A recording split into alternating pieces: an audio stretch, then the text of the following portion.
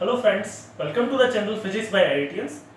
Today we will discuss some problems related to mathematics that are mostly felt by the 12th or 11th standard students. Means if you have been given a certain function, how will you determine whether this function is continuous or not? So to determine the continuity and discontinuity of different functions, we actually first calculate the limits. So limit is what is the left hand limit of the function and what is the right hand limit of the function, and these two limits should be equal. Then we will say that the limit exists, and if that particular limit is equal to the value of the function at certain point a, then we will say that function is continuous at x equal to a. If I write it in a much standard form, so the left hand limit means the limit of the function x tends to a negative, that is the left hand limit of certain function f of x, is equals to the limit x tends to a positive f of x, and this is equals to f of a. If all these three equalities are satisfied, then we will say that the function is continuous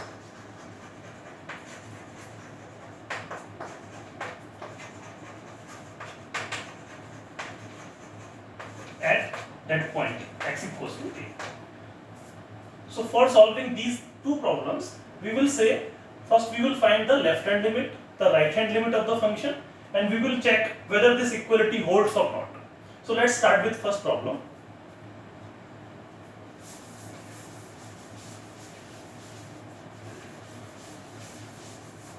In the question, if you see, there is a modulus function and that is divided by some polynomial x. So let's first discuss what is a modulus function actually represents.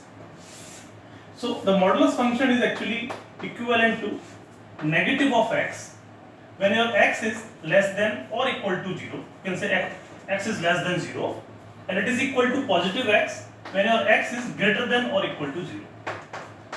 So this is the definition of a modulus function. It will always give you a positive value, and that can be defined by negative sign here.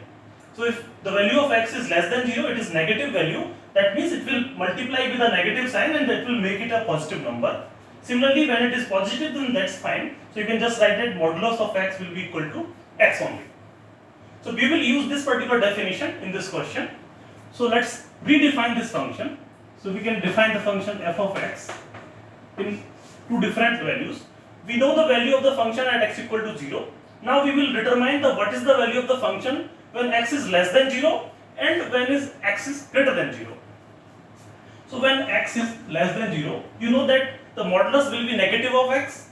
So it will be negative of x divided by x. That means when x is less than 0, the function is just negative of 1. Now for x greater than or equal to 0, the modulus of x will be equal to x. That means this ratio will be 1. So the function is just 1. And for x equals to 0, it is already given that this value is 0. So this is the redefined definition of this particular function. Now we will see whether the left hand limit, right hand limit and the function value at x equal to 0 is equal or not. The rest of the values we know that for all the values less than 0, the function always have a negative value.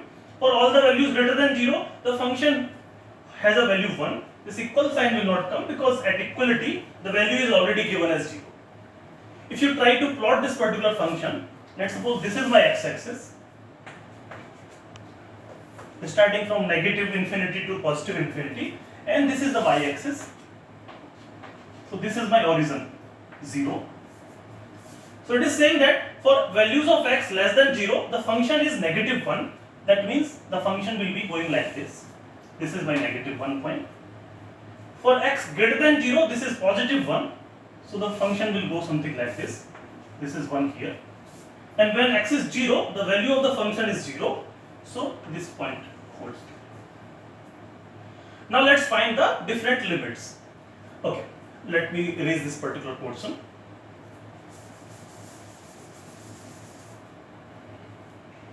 Now, what is the left hand limit of the function? When x is, or you can say limit x tends to 0 negative f of x.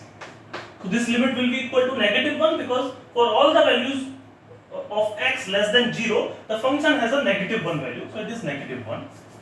Then if you find the right hand limit, that is limit x tends to 0 positive f of x. From the same definition, for x greater than 0, the value is 1, so it is 1. And what is the value of the function at x equals to 0? That is already known to us. So you can see the left hand limit is -1, right hand limit is +1. That means both the limits are different. So the limit itself doesn't exist. So this function is discontinued at x equal to 0.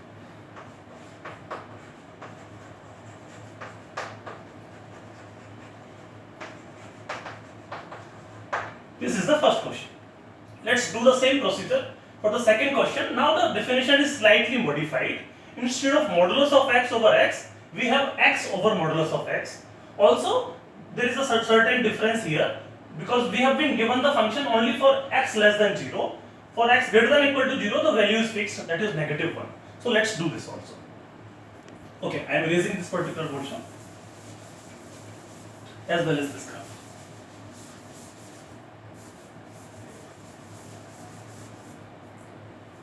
Again, we can use this particular definition of modulus function and we will redefine this function.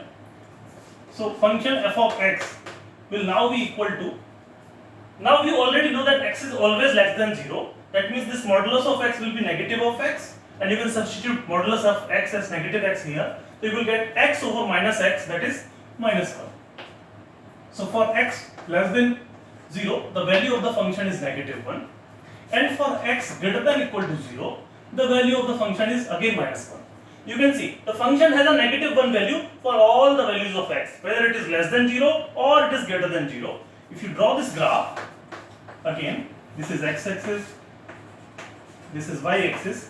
The function always have a -1 value for less than 0 values, for greater than or equal to 0 values, so it is always negative.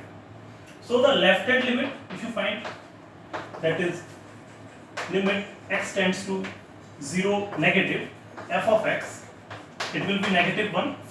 Similarly, the right hand limit, that is limit x tends to 0 positive f of x, it will be also -1, and the value of the function at 0 is also -1.